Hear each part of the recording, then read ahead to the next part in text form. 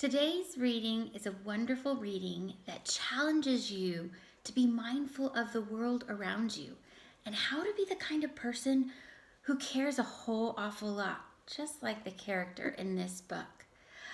There are a couple things one thing that I really want you to pay close attention to while I read, and that is changes over time. You're going to see some not so great changes over time because of something that one person does. So enjoy. The title of our book today is The Lorax by Dr. Seuss.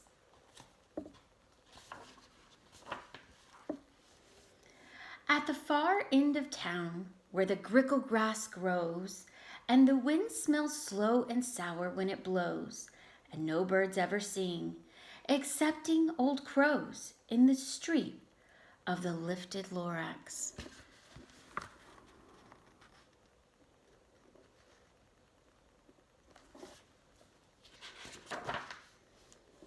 And deep in the grickle grass, some people say, if you look deep enough, you can still see today, where the Lorax once stood just as long as it could, before somebody lifted the Lorax away. What was the Lorax? And why was it there? And why was it lifted and taken somewhere? From the far end of town where the grickle grass grows, the old Onceler still lives here. Ask him. He knows.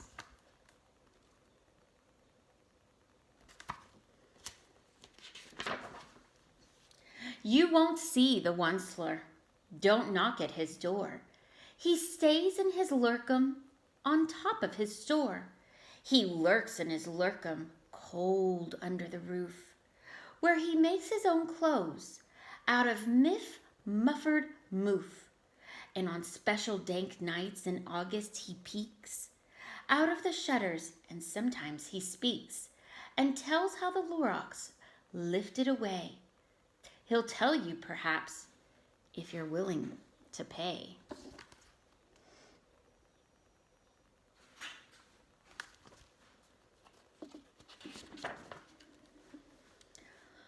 On the end of a rope, he lets down a tin pail, and you have to toss in 15 cents and a nail, and the shell of a great-great-great-grandfather snail.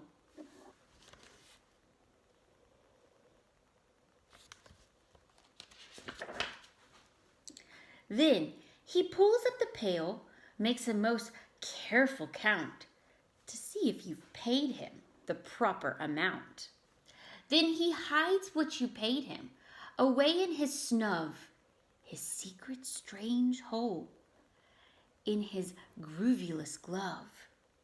Then he grunts, I will call you by whisper-ma-phone, for the secrets I tell are for your ears alone.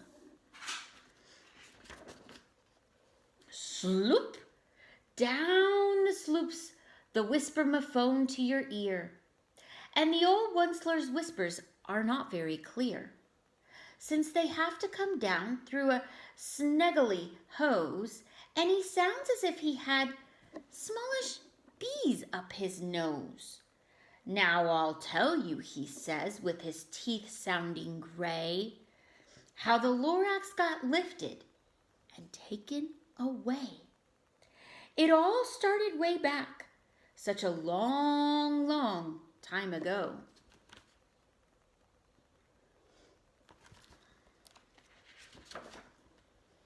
Way back in the days when the grass was still green and the pond was still wet and the clouds were still clean and the song of the swummy swans rang out in space, one morning I came to this glorious place, and I first saw the trees, the truffula trees, the bright-colored tufts of the truffula trees, mile after mile in the fresh morning breeze.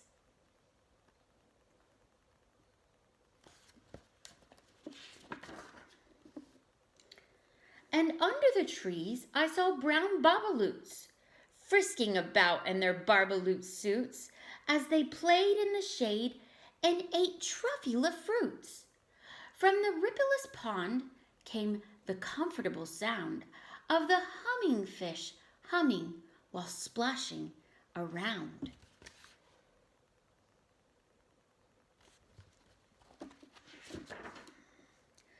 But those trees, those truffula trees, all my life I'd been searching for trees such as these. The top of their tufts was much softer than silk, and they had the sweet smell of butterfly milk. I felt a great leaping of joy in my heart. I knew just what I'd do. I'd unload my cart.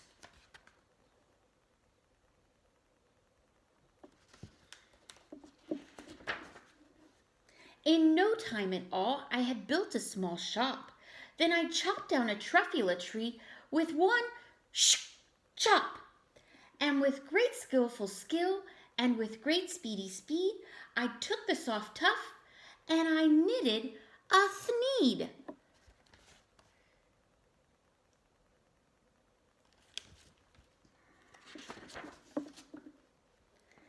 The instant I finished, I heard a gazoop.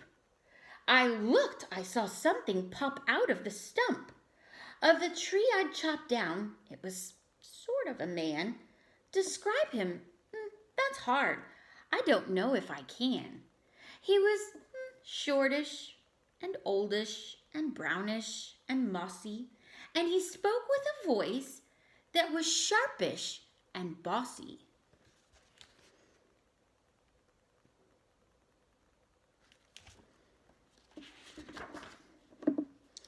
Mister, he said with the sawdusty sneeze, I am the Lorax. I speak for the trees. I speak for the trees have no tongues.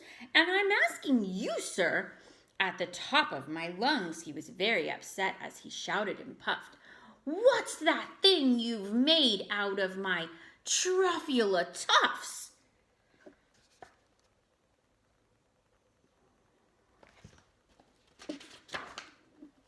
Look, Lorax, I said, there's no cause for alarm. I chopped down just one tree.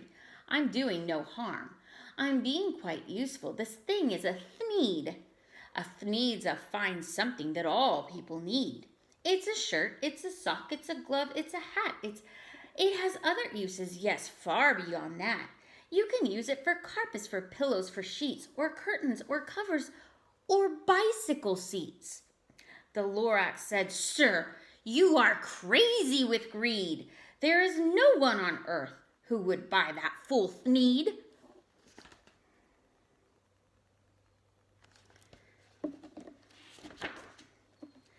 But the very next minute, I proved he was wrong, for just at that minute, a chap came along, and he thought that thneed I had knitted was great.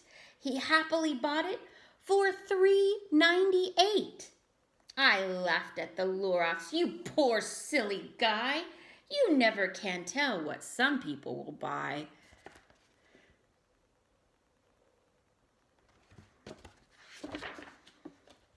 I repeat, cried the Lorax, I speak for the trees. I'm busy, I told him. Be quiet, if you please. I rushed across the room and in no time at all built a radio phone. I put in a quick call. I called on my brothers and uncles and aunts and I said, listen here, here's a wonderful chance for the whole Onceler family to get mighty rich. Get over here fast, take the road to North Nitch, turn left on Wickawin, sharp right at South Stitch.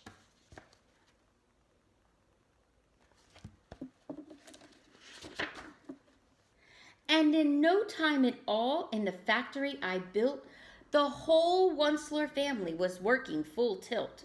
We were all knitting thneeds, just as busy as bees, to the sound of the chopping ch-ch-ch of truffula trees.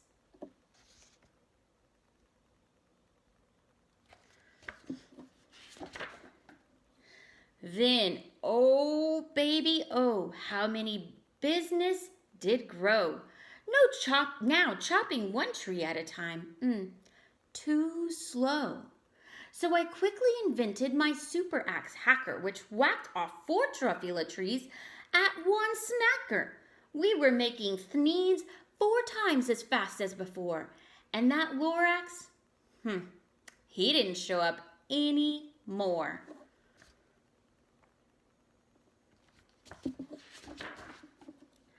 But the next week, he knocked on my new office door. He snapped, "I'm the Lorax who speaks for the trees, which you seem to be chopping as fast as you please. But I'm also in charge of the brown babaloots, who played in the shade of their barbaloot suits and happily lived eating truffula fruits. Now, thanks to your hacking my trees to the ground, there's not enough truffula fruit to go round, and my poor barbaloots are all getting the crummies because they have gas and no food in their tummies."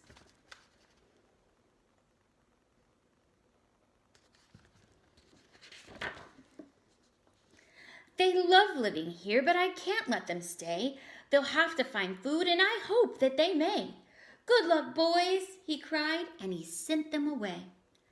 I, the Onceler, felt sad as I watched them all go, but business is business, and business must grow, regardless of crummies and tummies, you know.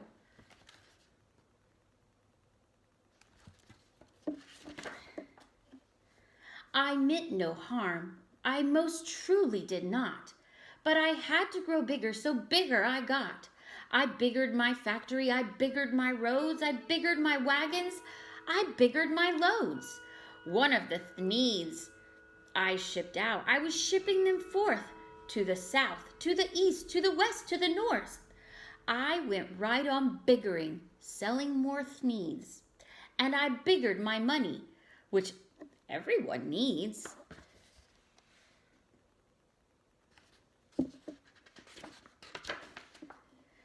Then again, he came back. I was fixing some pipes when that old nuisance Lorax came back with more gripes. "I'm the Lorax." He coughed and he whiffed. He sneezed and he snuffled. He snargled and he sniffed. "Onceler," he cried with a crufulous croak, "Onceler, you're making such smogulous smoke. My poor swammy swans, why, they can't sing a note. No one can sing who has smog in their throat."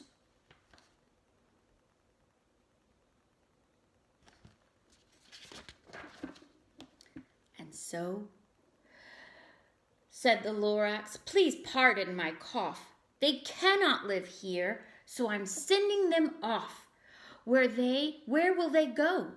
I don't hopefully know. They may have to fly for a month or a year to escape from the smog you've smogged up around here."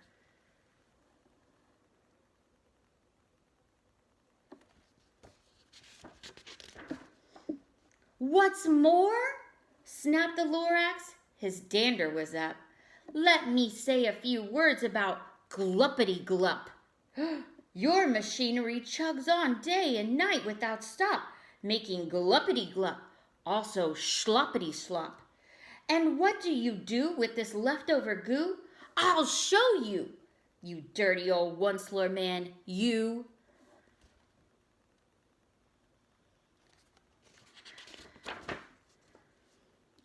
"You're glumping the pond where the humming fish hummed. No more can they hum, for their gills are all gummed. So I'm sending them off. Oh, their future is dreary.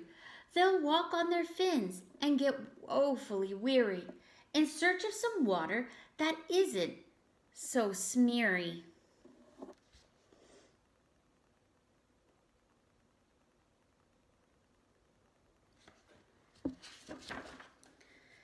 And then I got mad. I got terribly mad.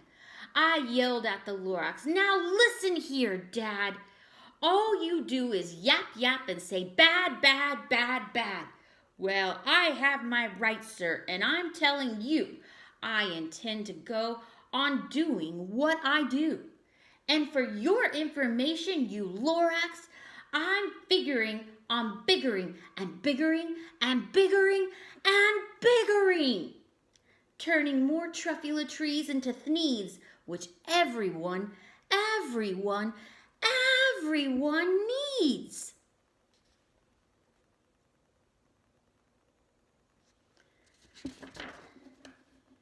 And at that very moment, we heard a loud whack. From outside in the fields came a sickening smack of an axe on a tree. Then we heard the tree fall, the very last truffula tree of them all.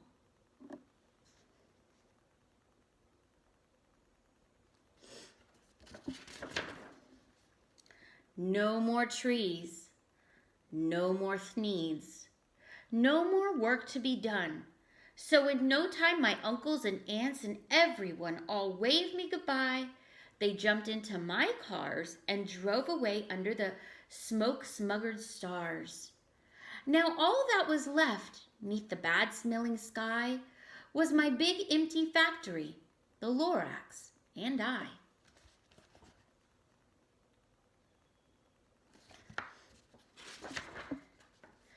The Lorax said nothing, just gave me a glance, just gave me a very sad, backward glance.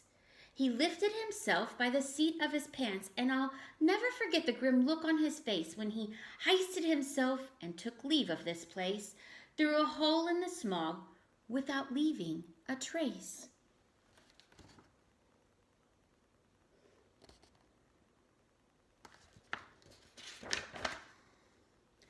And all that the Lorax left here in this mess was a small pile of rocks with one word: unless. Whatever that meant, well, I just couldn't guess. That was long ago, but each day since that day, I've sat here and worried away. Through the years while my buildings have fallen apart, I've worried about it with all of my heart. Here's a little unless.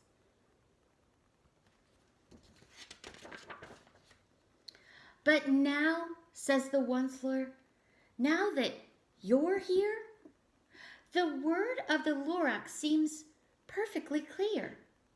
Unless someone like you, who cares a whole awful lot, nothing is going to get better. It's not.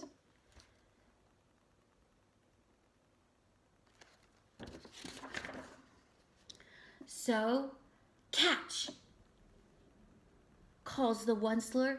He lets something fall. It's a tiny truffula seed. It's the last one of all. You're in charge of the last of the truffula seeds, and truffula trees are what everyone needs.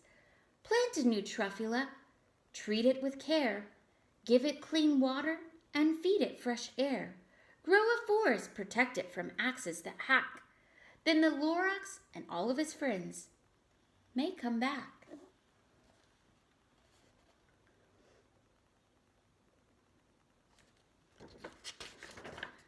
The end.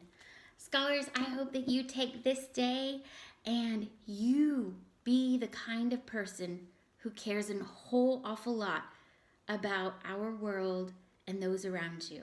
I love you all. I hope you're having a great day, and I'll see you soon. Bye.